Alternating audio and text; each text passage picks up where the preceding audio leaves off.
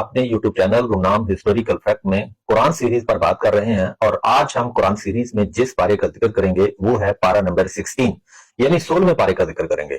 आइए जानने की कोशिश करते हैं 16वें पारे में अल्लाह के क्या अहकामात हैं और किन बातों पर रोशनी डाली गई है। ये जो 16वां पारा है ये 3 सूरतों से मिलकर एक पारा मुकम्मल होता है, जिसमें सूरह कहफ का बकिया हिस्सा है, सूरह मरियम और सूरह ताहा जो है वो दोनों मुकम्मल है।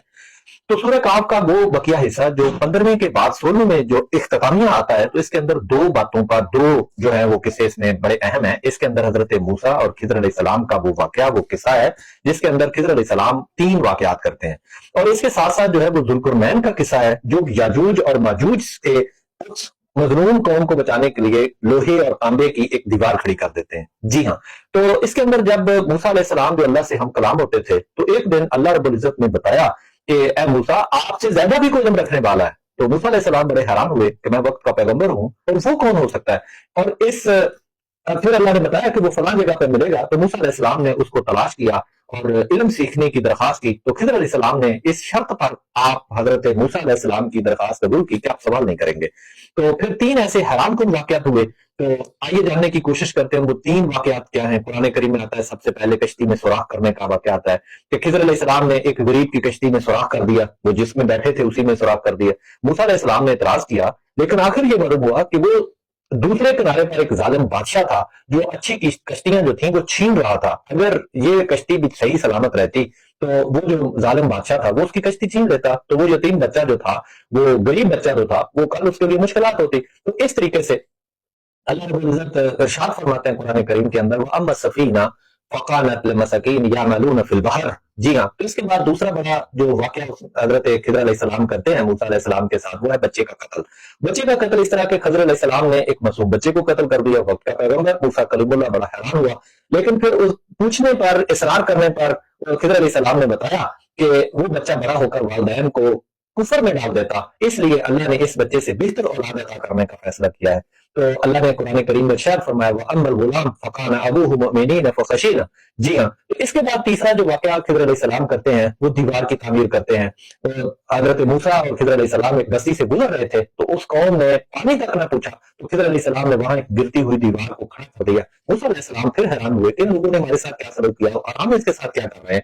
तो फिर इसरार करने पर खिजर अलैहिस्सलाम ने बताया कि ये 2 बच्चे, 2 यतीम बच्चों का यहाँ खजाना दफन, उनका बाप यहाँ दफन कर गया था तो मरने से पहले, और वो बाप चाहता था कि ये खजाना महफूज रहे, तो इस तरीके से इसलिए मैंने ऐसा किया। तो कुरान के अल्फाज हैं, वो अम्मल जदार फकाना लिगुलामैन यतीमैन फिल मदीना वकाना तख्तही। तो इसके बाद जो दूसरा वाकया सूरह कहफ का इख्तिताम करता है 16वें पारे के अंदर, वो है दूसरा वाकया जुल्कुरनैन का वाकया। जुल्कुरनैन जो था वो एक अजीम बादशाह गुजरा है। अल्लाह रब्बुल इज्जत ने उसे बड़ी हिकमत और बड़े वसाइल दिए थे। वो एक कौम के पास पहुंचते हैं जिसका नाम जाजूज और माजूज कुरान में आता है कि वो जाजूज और माजूज जो है वो एक तरफ वो जुल्म करते थे और दूसरी तरफ जो थी वो मजलूम कौम थी। वो मजलूम कौम के पास पहुंचते हैं तो फिर जुल्करनैन ने कहा, क्या किया कि लोहे और तांबे की दीवार बनाकर इन वहशी कबाइल यानी जाजूज माजूज को रोक दिया, एक तरफ कर दिया।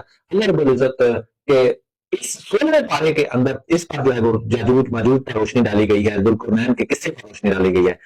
इसी तरह कुरान करीम के 16वें पारे के दूसरा जो हिस्सा है, दूसरी सूरह सूरह मरियम है, और से 3 का जो है वो तफसीलन जिक्र किया गया है, जबकि 8 का नाम दिया गया है, जिसमें आप कह लें कि हजरत मूसा, हजरत हारून, हजरत इस्माइल, हजरत इसहाक, हजरत याकूब, हजरत इदरीस, हजरत आदम अलैहिस्सलाम और हजरत नूह अलैहिस्सलाम। इसी तरीके से जो 3 लोगों का नाम जो है ये थोड़ी सी तफसील पर रोशनी डाली गई है, उनके अंदर जो है वो हजरत यहया अलैहिस्सलाम का जिक्र किया गया है, तफसील बताई गई है। इसी तरह दूसरा हजरत ईसा अलैहिस्सलाम की तफसील बताई गई है और तीसरा हजरत इब्राहिम और उनकी वालिद पर बात की गई है। जी हाँ, तो सूरह मरियम के अंदर सबसे पहले जिसका तफसील से जिक्र किया गया है वो हजरत यहया अलैहिस्सलाम है। यानी अल्लाह रब्बुल इज्जत ने हजरत जकरिया यानी उनके वालिद जकरिया अलैहिस्सलाम और उनकी ज़ौजा को बुढ़ापे के अंदर खुशखबरी दी थी कि आपको एक बेटा होगा और उस बेटे का नाम आपने यहया रखना है। कुरान करीम के अंदर इरशाद होता है कि या जकरिया अना नुबश्शिरक बिगुलाम इस्मुहु यहया। जी हाँ, उसका नाम यहया होगा, आपने एक बेटा रखना है, उसका बेटा आपको पैदा होगा और आपने उसका नाम यहया रखना है। तो इस तरीके से दूसरा जो नाम है जिस पर तफसील से बताया गया वो हजरत ईसा अलैहिस्सलाम का बताया गया है।